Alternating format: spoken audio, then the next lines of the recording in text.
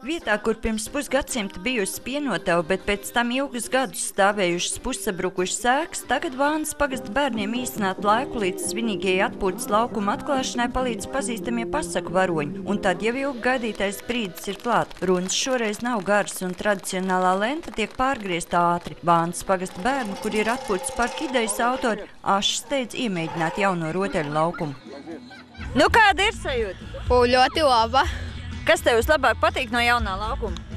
Šiti, kur var braukt un karusels.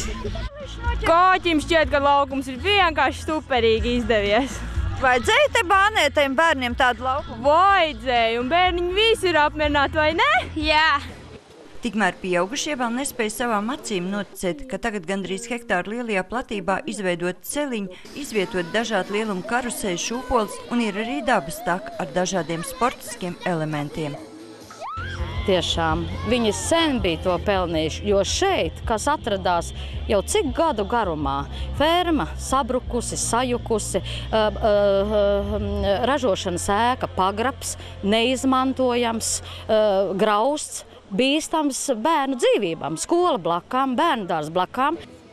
Un arī vecākā paudze vakaros nāk un apsēžās lejā, upe tek, vai ne, ļoti čalo, ļoti skaisti. Un tad, kad man ir grūti, ja, es arī atnāku, un tur lejā ir tāda vietiņa, soliņš, un tur lejā ļoti skaisti skan.